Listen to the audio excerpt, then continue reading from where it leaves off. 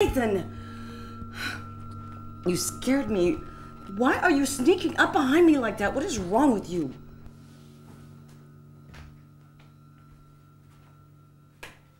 You settled down?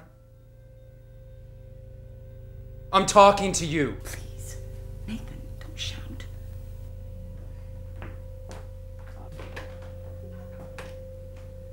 Look, Sonny. I'm gonna make this perfectly plain, very simple, and painfully clear. We have all got to coexist here.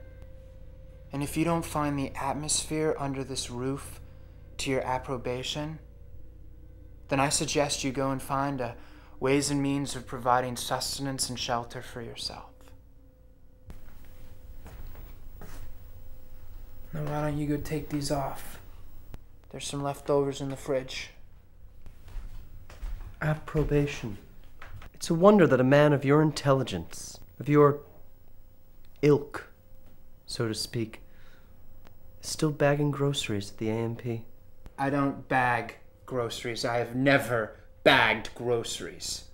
I'm the store manager. The bag boys are responsible to me. At least I have a job, Sonny. Make a contribution. What do you contribute, Sonny? I'm my father's son. What's that supposed to mean? What did you mean by that? Please, Nathan, calm down. I want to know what he meant by that. Calm down. There's a kind of worm that lives in South America. The natives call it el terror del come cerebro, the brain-eating terror. They call it that because of what it's known for. You see, if this particular worm were to, say, crawl in your ear while you were asleep, or perhaps lying in the afterglow of some perverse sexual act, it would proceed to eat straight through your head. Straight through. Because once it enters, it cannot turn around. It knows only one direction. Forward.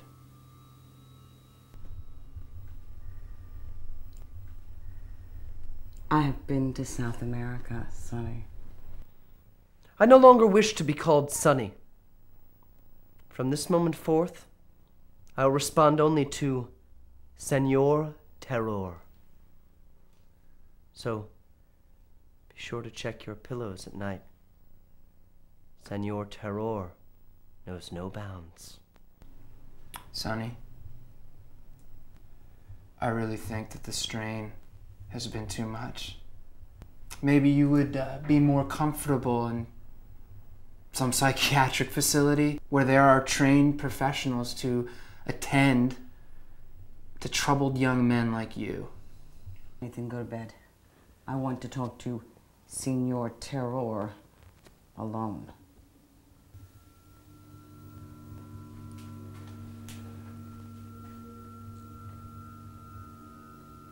You remember what I told you? We'll do whatever we have to do.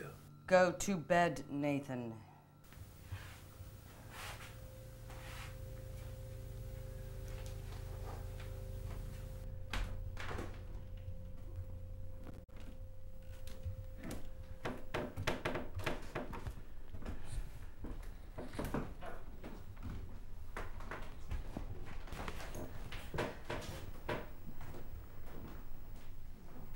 No, wait.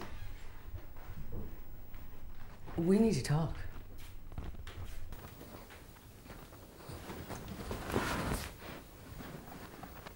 Your brother isn't the talkative type.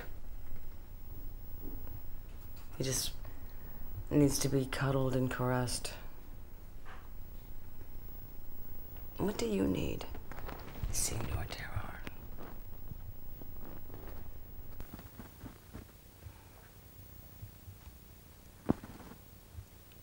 I know you're unhappy. I know you don't like me. I don't measure up to your standards.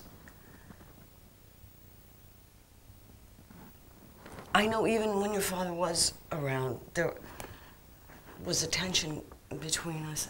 Maybe I was jealous of the relationship that you had with him. Around you, he softened.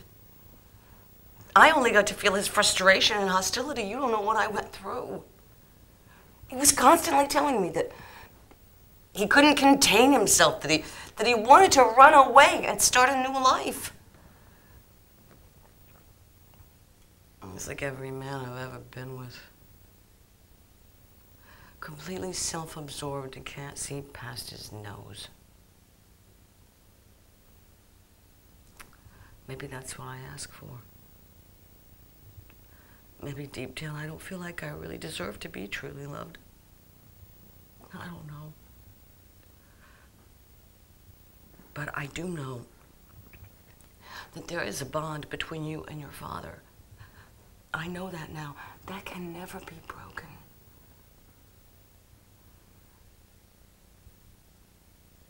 Sometimes you're so much like him that it scares me.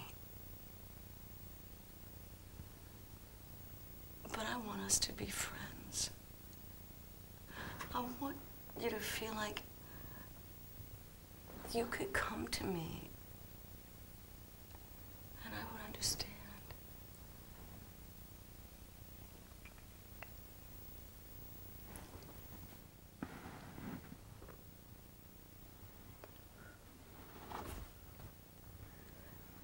The sad truth is,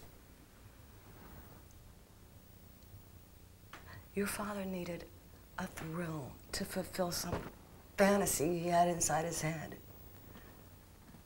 And he grew bored. Bored with me. Bored with you, bored with the rest of it. And he said, shit on you, goodbye. And that is the sad truth. So no matter how close you feel like you were to him, you didn't really know him at all. Nobody could have known him. But you are knowable. I have an instinct about you. Call it mother's intuition if you like.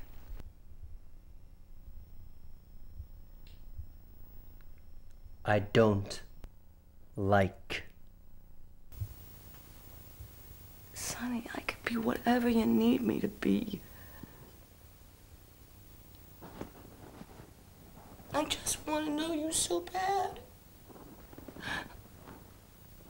Please, please, just let me in. Let me help you heal.